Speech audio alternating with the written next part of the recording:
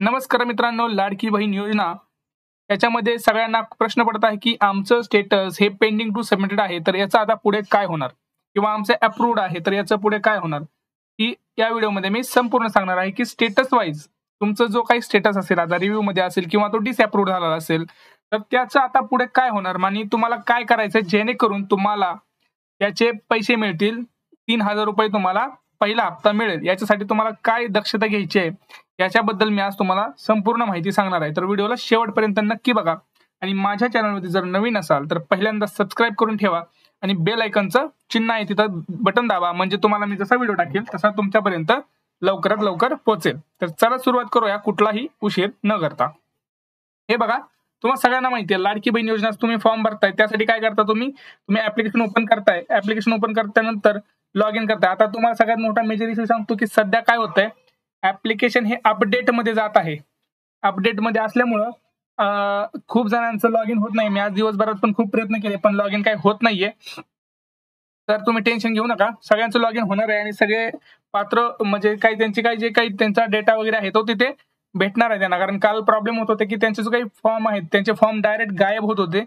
तर अपडेट येईल, तुम्हाला ते अपडेट करा. अपडेट झाल्यानंतर तुम्हाला सगळं काही तुमचं व्यवस्थित हे पहिल्यासारखं दिसणार आहे. तर तुम्ही त्याच्याबद्दल काही टेन्शन घ्यायची गरज नाही. आणि बऱ्याचदा काय होतं, सर्व्हरवरती पण लोड येतो, तर सर्व्हरवरती जर जास्त रिक्वेस्ट आल्या तर ते सर्व्हर काम करणं बंद होतं.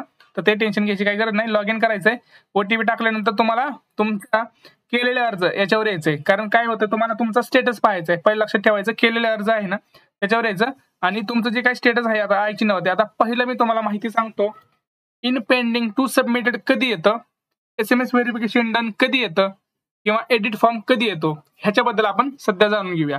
4 स्टेटस आहेत, त्यातला पहिल्या स्टेटसवर आपण आता फोकस करूया.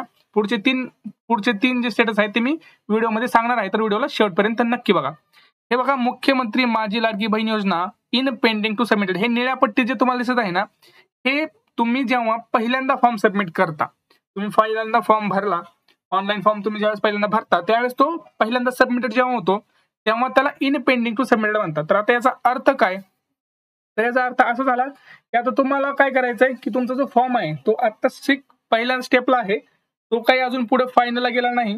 त्याचे 2 ते 3 स्टेप आहेत. तर ते ज्यावेळेस होतील, म्हणजे इन पेंडिंग टू सबमिटेड मध्ये काय सबमिटेडला गेला पण तो फायनल सबमिशनला गेलेला नाहीये, तो अजून मध्ये 2-3 स्टेप आहे ते पार करून जाणार मगच होणार. आणि खूप जणांना अजून एडिट फॉर्मचा जो ऑप्शन आहे तो दिसत नाहीये, तर त्यासाठी अपडेट करू शकता तुम्ही. कारण काय होतं, प्रत्येकाचं वेगवेगळं फॉर्म वेगवेगळ्या ठिकाणी वेगवेगळ्या वेळेनुसार भरलेले आहेत, तर तसं त्यांना दिसत आहे.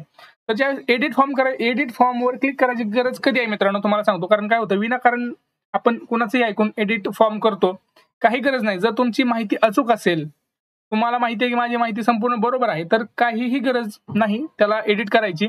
एडिट करत बसू नका, काही फायदा होणार नाहीये. आणि SMS व्हेरिफिकेशन डन केव्हा होतं, ज्यावेळेस तुमचं ओटीपी टाकून तुमचं पूर्ण होतं त्यावेळेस SMS व्हेरिफिकेशन डन होतं.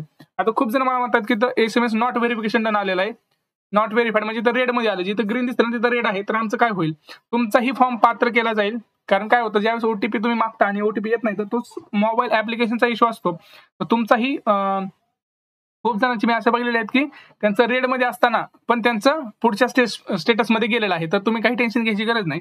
पहिल्यांदा कळलं तुम्हाला पेंडिंग टू सबमिटचा अर्थ काय, तुमचा आता फॉर्म सबमिट झाला आहे, पहिली स्टेप पार झालेली आहे, तर पुढच्या स्टेपला तुम्ही जाणार आहे. आता पुढची स्टेप कुठली हे तुम्हाला मी सांगतो. पुढची स्टेप आहे रिव्ह्यू मध्ये, दुसरी स्टेप आहे इन रिव्ह्यू. लक्षात ठेवायचं, जर कोणी इन रिव्ह्यूच्या स्टेटसवर असतील तर त्यांनी इन रिव्ह्यू मध्ये आहे. आता त्यांनी काय करायची गरज आहे, तर पुढे त्यांनी सध्या तर काय करायची गरज नाही. कारण काय होणार आहे, इन रिव्ह्यू ह्या स्टेट मध्ये काय होतंय, पेंडिंग टू सबमिटेड ही पहिली स्टेप झाली आणि तिथून आता इन रिव्ह्यूला गेलं, म्हणजे काय तुमचं आता पुढच्या स्टेपला गेलं. मधली स्टेप आहे, 3 स्टेप आहेत, पेंडिंग टू सबमिटेड, रिव्ह्यू आणि फायनल. तर रिव्ह्यू मध्ये काय होतं, तुमचा जो फॉर्म आहे तो तुमचा फॉर्म सगळा चेक केला जातो, पडताळ केली जाते त्याची, की तुमचं नाव काय आहे, पुढचं काय आहे, तुमचा फोटो बरोबर आहे का, तुमचं रेशन कार्डवरती नाव आहे का, हे सगळं रिव्ह्यू केलं जातं. रिव्ह्यू म्हणजेच काय की चेक केलं जातं की तुमचा जो फॉर्म भरला आहे तुम्ही तो खरंच बरोबर भरला आहे का, तर तुमचं नाव आहे का, बरोबर आहे का, ह्या सगळ्यांची पडताळणी केली जाते.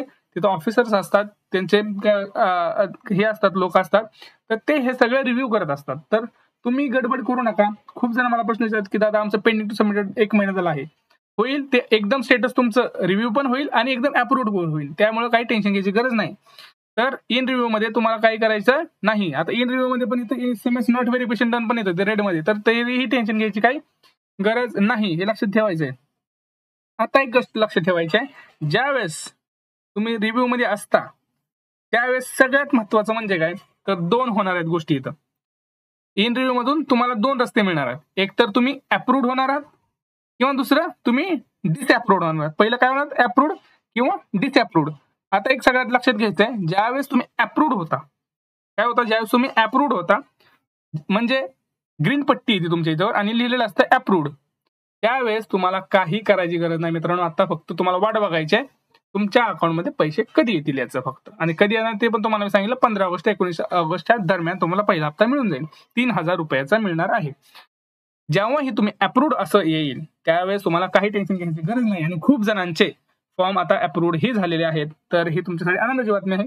लक्षात घ्यायचंय, काहीही करायची गरज नाही आता, समजलं. अप्रूव्ड म्हणजे काही करायची गरज नाही. आता पण सगळ्यात महत्वाचं तुम्हाला सांगतो, ज्या ज्या व्यक्तींचं, ज्या ज्या महिलांचं डिसअप्रूव्ड झालेलं आहे त्यांच्यासाठी सगळ्यात महत्वाची गोष्ट सांगतो. आता काय होणार आहे, पुढे त्यांच्यासाठी सूचना येणार आहेत की डिसअप्रूव्ड झाला आता तुमचा फॉर्म आणि तुम्ही हा फॉर्म आता रिअप्लाय करू शकता. रिअप्लाय करून तो परत रिसबमिट करू शकता. लक्षात घ्या, दोन महत्वाचे शब्द आहेत. ज्यावेळेस तुम्ही डिसअप्रूव्ड होता, असे ब्लॅक पट्टी येते तुमच्या इथं, मुख्यमंत्री माझी लाडकी बहीण योजना डिसअप्रूव्ड हा ब्लॅक पट्टी येते, त्यावेळेस खाली काही दिवसांनी तुम्हाला ऑप्शन येईल यू कॅन रिअप्लाय, म्हणजे तुम्ही परत अप्लाय करू शकता. अँड रिसबमिट म्हणजे तुम्ही परत एकदा फॉर्म सबमिट करू शकता. त्यानंतर मग तुम्हाला एडिटचा फॉर्म ऑप्शन येईल. मग तो एडिटचा ऑप्शन आल्यानंतर तुम्ही परत एकदा आपला जो फॉर्म आहे तो नीट व्यवस्थित पारखून, यावेळेस कुठलीही चूक करायची नाहीये मित्रांनो. कारण काय होतंय, चूक झाली तर आपल्याला त्याचा म्हणजे लेट होणार आहे, आपल्याला पैसे लवकर मिळणार नाहीत, याची तुम्ही दक्षता घ्यायची आहे. कारण खूप महत्वाचं आहे, जर आपण नीट नाही भरला तर प्रॉब्लेम आपल्यालाच होणार आहेत. कारण सरकारला काय ते लगेच रिव्ह्यू मध्ये बघणार, हा नाहीये, हे नाहीये, हे नाहीये, कॅन्सल असं होणार आहे.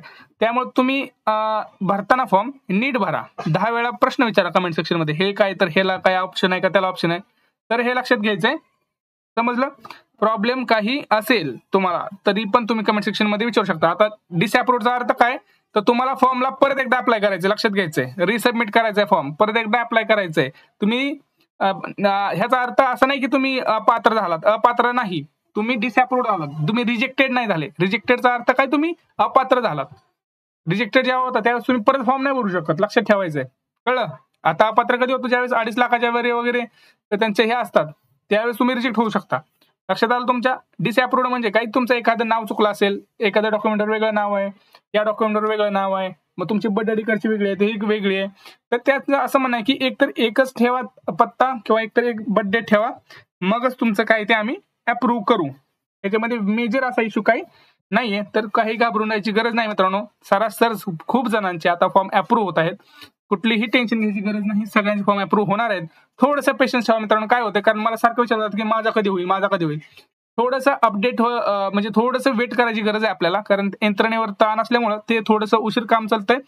पण सगळ्यांना नक्की पैसे मिळणार आहेत 15 ऑगस्टच्या नंतर. 15 ऑगस्टच्या आत हे सगळे अप्रूव्ह होतील, हे आपल्याला सगळ्यांना माहिती आहे, कारण त्यांना करणं गरजेचं आहे, त्यांना भागच आहे. कारण त्यांनी जर नाही अप्रूव्ह केला तर प्रॉब्लेम होणार आहेत. कारण सगळ्यांना असं वाटतं की आम्ही फॉर्म भरला, आम्हाला पहिला हप्ता मिळालाच पाहिजे, त्यामुळे त्यांना काम करणं गरजेचं आहे. जर तुम्हाला काही याच्यामध्ये शंका वाटल्या, अजून जर स्टेटस कुठला कळलं नसेल की पुढे काय होणार आहे, पुढे काय करायचंय, तर तुम्ही मला कमेंट सेक्शन मध्ये नक्की विचारू शकता. आणि जर तुम्हाला व्हिडिओ आवडला असेल तर माझ्या चॅनलला सबस्क्राईब करा, आपल्या व्हिडिओला लाईक करा आणि माझा हा व्हिडिओ शेअर करा आपल्या जवळच्या मित्रांजवळ. कारण काय होतं, त्यांना माहिती नसतं,